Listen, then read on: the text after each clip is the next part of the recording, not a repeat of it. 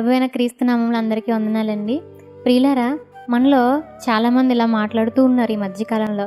ఎలా అయ్యా అంటే, నేను ఆత్మీయంగా చాలా క్రిందకి పడిపోతున్నానండి, సాతాను నా యొక్క జీవితంతో ఆడుకుంటున్నాడు, నేను ఎంత ట్రై చేసినా కానీ నేను దేవునిలో నిలబడలేకపోతున్నాను, నిలబడుతున్నాను పడిపోతున్నాను, నిలబడుతున్నాను పడిపోతున్నాను, సాతాను నిజంగా నా యొక్క జీవితంతో ఆడుకుంటున్నాడండి, నేను సాతాను దేవునిలో నిలబడకుండా ఎన్నో ప్రయోగాలు నా మీద చేస్తున్నాడు, నేను పడిపోతున్నానండి, నాకు ఏం చేయాలో అర్థం కావట్లేదు, నేను ఇంకా దేవునిలో నిలబడనేమో, నేను దేవునిలో ఉండలేనేమో, నేను పరలోకం చేరుకోలేనేమో, నా యొక్క జీవితం ఇంతేనేమో, ఏమో ఏమో ఏమో అని ఇట్లా ఎన్నో క్వశ్చన్స్ పెట్టి ఇట్లా మాట్లాడుతూ ఉన్నారండి. అయితే ప్రియులారా, అలా అనుకుంటున్నటువంటి వాళ్ళకి నేను పెద్ద పెద్ద ఎగ్జాంపుల్స్ ఏం చెప్పను, కానీ ఒక చిన్న ఎగ్జాంపుల్ మాత్రం చెప్తానండి. సామెతల గ్రంథం మనం ఆలోచన చేసినట్లయితే, సామెతల గ్రంథము 1వ అధ్యాయము 17వ వచనం, పక్షి చూచిచుండగా వల వేయుట వ్యర్థము. దేవుడు మాట్లాడుతున్నారన్నమాట. ఒక పక్షి చూస్తున్నప్పుడు వల వేయడం వ్యర్థం అంటున్నారండి. ఒకసారి నిజంగా మనం ఆలోచన చేసామనుకోండి, మనం ముందే ఒక పక్షి ఉంది, ఆ పక్షి మనల్ని చూస్తున్న సమయంలో మీరు వల తీసి వేసేలోపు ఎగిరిపోయిద్ది. అది మనం వల తీయాల్సిన అవసరంలా, జస్ట్ వల తీయడానికి చెయ్యిలా అంటే చాలు, వెంటనే ఎగిరిపోయిద్ది. అది చూస్తున్నప్పుడు దానికి నువ్వు వలేయాలంటే, అది చూడకుండా ఏ ఫ్రూటో తిన్నప్పుడు, అది చూడకుండా పడుకుంటున్నప్పుడు, అది చూడకుండా ఉన్నప్పుడు వల వేయాలి, కానీ అది చూస్తున్నప్పుడు వల వేసామా ఇంకేమైనా ఉందా, వెంటనే ఎగిరిపోయిద్ది. అయితే ప్రియులారా, మనం ఆలోచన చేసినట్లయితే పక్షి ఎంత ఉంటుందండి, చిన్న జీవి, చాలా చిన్నగా ఉంటుంది. మా అయితే కొన్ని చిన్న చిన్న పక్షులు ఉంటాయి, గుబ్బడంత ఉంటాయి, ఎంత ఉంటాయి అంటే ఇంతే ఉంటాయి. అటువంటివే ఏం చేస్తున్నాయి అంటే, ఒక ప్రమాదం అనగానే ప్రమాదం నుంచి వెంటనే తప్పించుకోవడానికి అలర్ట్ అయిపోతున్నాయి, వెంటనే అలర్ట్ అయిపోయి అక్కడి నుంచి పారిపోతున్నాయండి. అయితే ప్రియులారా, మరి ఈరోజు సాతాను నీకు తెలియకుండా దేవుళ్ళలో నుంచి నిన్ను తొలగిస్తున్నాడా, నీకు తెలిసే దేవుళ్ళలో నుంచి దిగిపోయేలాగా చేస్తున్నాడా? మీకు అర్థమైందని అనుకుంటున్నాను. ఈరోజు సాతాను నీకు తెలియకుండా పాపంలో పడేస్తున్నాడా, నీకు తెలిసే పడేస్తున్నాడా? అందరూ ఆలోచన చేసుకోవాలండి. ఎవరికి కూడా తెలియకుండా పాపం చేయరు కదండి. ఎవరు చేస్తారు పాపం? పక్కింటి వాళ్ళు, ముందుంటి వాళ్ళనా? లేదండి. పాపం ఎవరు చేస్తారయ్యా అంటే, మన చేతులతో, మన కళ్ళతో, మన నోటితో, మన శరీరంతో మనమే పాపం చేస్తున్నాం. అంటే తెలిసి చేస్తున్నామంటే తెలియక చేస్తున్నామా? దేవుణ్ణి తెలియనప్పుడు వేరు, దేవుణ్ణి తెలియనప్పుడు గురించి నేను మాట్లాడట్లేదులే, కానీ దేవుణ్ణి తెలుసుకున్న తర్వాత గురించి మాట్లాడుతున్నాను. దేవుణ్ణి తెలుసుకున్న తర్వాత మనకి తెలిసే కదండి మనం పాపం చేస్తున్నాం. అంటే సాధారణ దొంగతనంగా నీ దగ్గరకు వచ్చి ఏ పక్షికి తెలియకుండా వలేసినట్టు వేస్తున్నాడా? లేదండి, తెలిసే విధంగానే వేస్తున్నాడు. అయితే మరి మనం ఎందుకు తప్పించుకోవట్లేదు? ఆలోచించేయండి. పిల్లలు, మనం ఆలోచన చేసినట్లయితే మరలా పక్షిని మనం తీసుకున్నాం అనుకోండి, ఆ వలేసే టైంలో ఏం ఎగురుదాంలే, పర్లేదులే అని చెప్పేసి కూర్చుంది అనుకోండి, ఏమవుతుంది?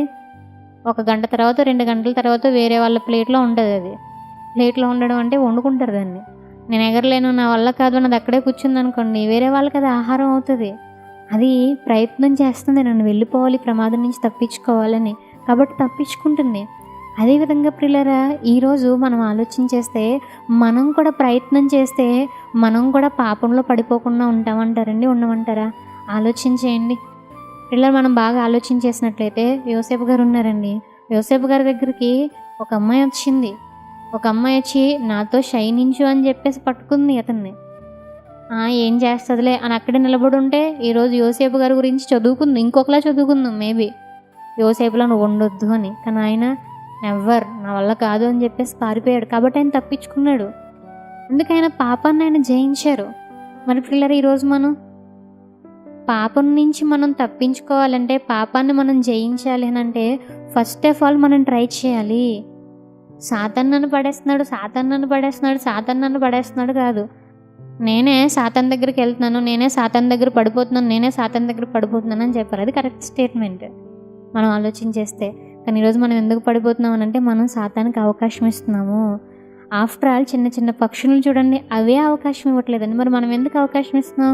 వాటికంటే శ్రేష్ఠులం కదండి మనం. దేవుడు మాట్లాడతారు, ఈ పిచ్చుకల కంటే శ్రేష్ఠులు మీరు అంటారు. ఆఫ్టర్ ఆల్ వాటికి ఉన్నటువంటి జ్ఞానం కూడా మనకు లేదండి. అవే ప్రమాదం నుంచి తప్పించుకున్నప్పుడు మనం తప్పించుకోలేమా? మన ముందు అవి ఎంత చాలా చిన్నవి, అవే తప్పించుకుంటున్నాయి కదా. మరి మనం తప్పించుకోగలమండి. కానీ మనం ఏం చేస్తున్నామయ్యా అంటే ఫస్ట్ ఆఫ్ ఆల్ మనం ట్రై చేయట్లేదు.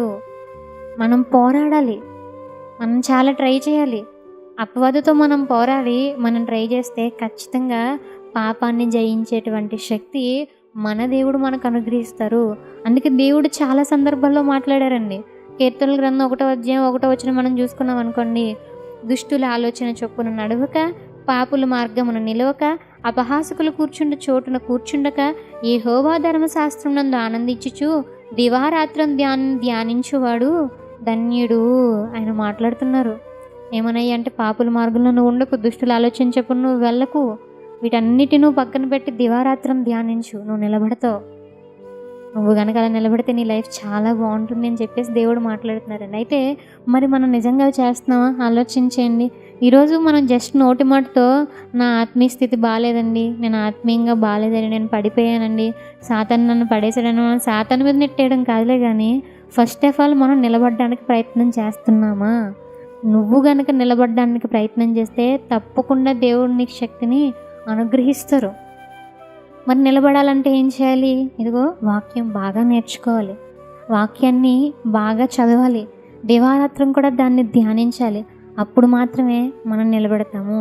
కాబట్టి దేవుడి ఉదయకాల సమయంలో మనతో మాట్లాడుతున్నటువంటి మాట, పాపాన్ని మనం జయించాలంటే మొట్టమొదటిగా చేయాల్సినటువంటి పని ఏంటయ్యా అంటే మనం ట్రై చేయాలి.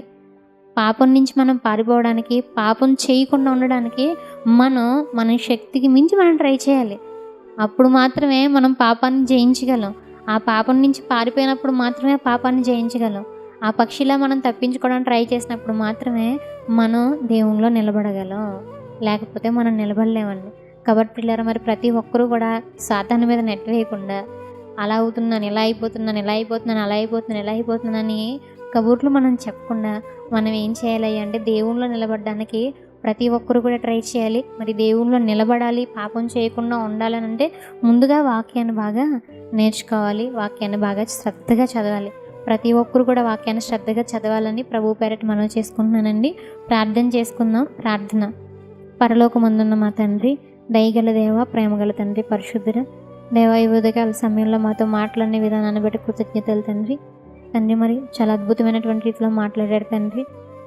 మరి పక్షి ఏ విధంగా అయితే తండ్రి వెంటనే ప్రమాదాన్ని పసిగట్టి పారిపోతుందో, మేము కూడా అదేవిధంగా సాతాను నుంచి పారిపోవాలనే విషయాన్ని మాకు తెలియజేసిన విధానాన్ని బట్టి కృతజ్ఞతాస్తుతులు చెల్లించుకుంటున్నాయన. మనం మీ చిత్తానుసారంగా మేము నడుచుకునే విధంగా సహాయం చేయండి.